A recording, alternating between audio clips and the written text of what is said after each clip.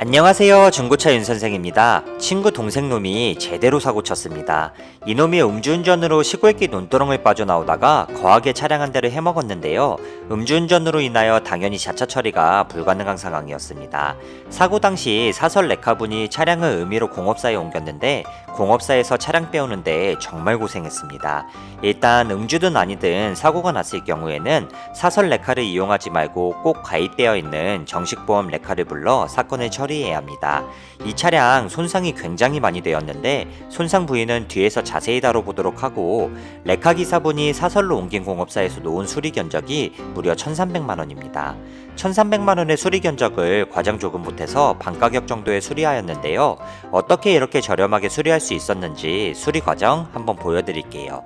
이번에 수리를 진행한 차량은 볼트 전기 차량입니다. 볼트 전기 차량은 중고 부품을 구하기 쉽지 않고 부품의 가격도 현대 기아 자동차의 최소 1.5배에서 2배입니다. 그렇기 때문에 꽤 많은 수리비가 발생하였는데 아마 현대 기아 자동차였으면 이 정도 견적까지는 나오지 않았을 거예요.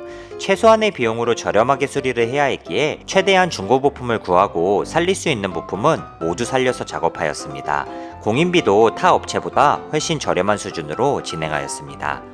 사고 부위는 운전석 앞쪽부터 뒤쪽까지 사고가 났는데요. 작업은 크게 외판 수리와 하부 수리로 나눌 수 있습니다. 외판 수리는 앞 범퍼부터 뒤 휀다까지 작업해야 했는데요. 앞 범퍼, 운전석 휀다, 운전석 앞문, 운전석 뒷문, 운전석 뒤에 휀다, 사이드 스텝, 운전석 라이트, 운전석 사이드 미러, 운전석 뒤 대루등 작업이 필요하였습니다.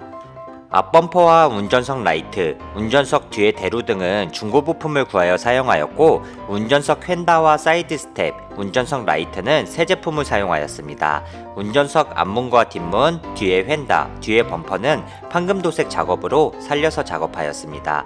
외판 부위는 중고 부품을 사용해도 전혀 문제 없습니다. 보험 처리를 하거나 1급공업사 혹은 정식 서비스센터에 들어가서 수리하면 외판 부위를 살려 작업하는 게 아니고 모두 새 제품으로 교환을 하기에 비용이 어마무시하게 증가할 수밖에 없습니다. 다음은 하부 상태입니다. 운전석 하부 쪽으로 엄청난 데미지가 발생하였습니다. 살릴 수 있는 부품은 전혀 없어 보이고 운전석 하부는 새 제품으로 모두 교환해야 할 것 같습니다.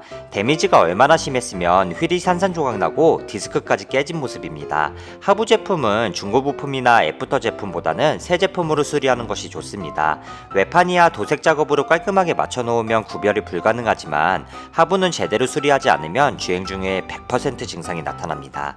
사고 부위 파악이 끝났고 부품을 발주합니다. 중고 부품을 섞어 발주하는 것이기 때문에 부품 오는데 일주일 정도 소요되었습니다. 부품이 도착하기 전에 해야 할 일이 있는데 망가진 휠 타이어를 구해야 합니다. 쉐보레 볼트는 인기차 중이 아니기에 중고 휠 구하는 게 쉽지 않았는데요. 새거 휠은 비용이 한 개에 30만원이 넘었습니다.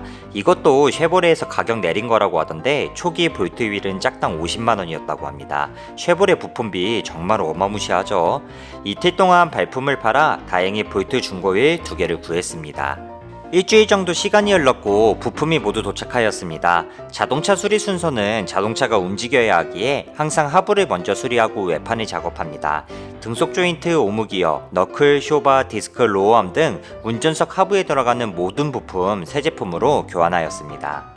현대 기아 자동차와 비교했을 때 쉐보레 부품비가 비싸다고 하는 건 엔진오일, 타이어 패드 등 작은 정비를 볼 때는 체감하기 쉽지 않습니다. 하지만 이렇게 큰 사고가 발생하였을 때 수리하고 나서 견적서를 보면 확실히 비싼 걸 체감할 수 있습니다. 하체 수리 모두 끝났으면 마지막으로는 휠 얼라이먼트를 보고 마무리합니다. 하체 수리 후 휠 얼라이먼트는 필수인데요. 하체 수리를 완벽하게 했다고 하더라도 밸런스를 잡지 않으면 주행 중에 문제가 생길 수 있습니다. 다음은 외판을 작업합니다. 부품이 미리 와 있었기에 외판 수리는 비교적 빨리 끝났는데요. 교환이 필요한 부분은 교환하고 살려서 작업할 수 있는 곳은 모두 살려 작업하였습니다. 열 처리와 저염 건조까지 하고 나면 외판 수리도 마무리됩니다. 수리가 끝난 볼트 전기차 모습입니다. 판금도색 최대한 공들여서 작업하였고 외판 단차를 최대한 맞추려고 노력하였습니다. 외판의 경우 정말 많이 손상되어서 찢어지거나 각이 많이 죽어있는 게 아니라면 웬만해서는 다 복원으로 살려서 작업할 수 있습니다. 수리를 알아보시는 분들은 무조건 교환하는 게 아닌 살려서 작업하는 방식, 그리고 교환해야 한다면 중고 부품도 꼭 알아보세요. 큰 사고가 발생했던 차량이고 하부 부품도 모두 교환한 차량이니 휠 얼라이어먼트를 받더라도 시운전은 필수입니다. 동부간선도로에서 고속주행, 시내에서 저속주행 테스트하며 수리가 잘 되었나 확인합니다. 또한 계기판에 경고등이 들어오는 게 있는지도 함께 확인해야 합니다. 중고로 교환한 휠 타이어에 공기압 경고 센서가 맞지 않아서 경고등이 들어옵니다. 또한 운전석 쪽으로 데미지가 먹어 깜빡이가 평소보다 빠르게 작동하는데요. 전구나 배선 쪽에 이상이 있다는 증상입니다. 타이어 가게에 방문하여 휠 센서 위치를 맞추고 평소보다 빠른 깜빡이를 손보러 다시 공업사에 방문합니다. 깜빡이는 운전석 방향지시 등 아래 전구가 망가졌더라고요. 간단한 전구 교환 작업으로 해결하였습니다. 오늘은 1300만원 견적받은 사고 차량을 750만원에 수리하였습니다.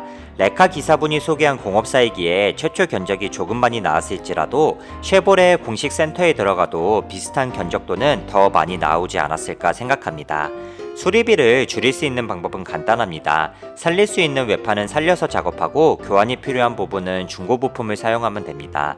사실 수리를 진행할 때 중고를 사용하거나 살려서 작업하는 것보다 새 제품을 사용하여 작업하는 것이 훨씬 편한 건 사실입니다. 하지만 보험 처리가 되지 않는 상황에서는 최대한 수리 비용을 줄여야 하기에 발품을 많이 파는 것이 좋습니다.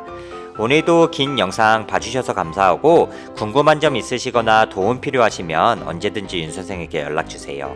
감사합니다.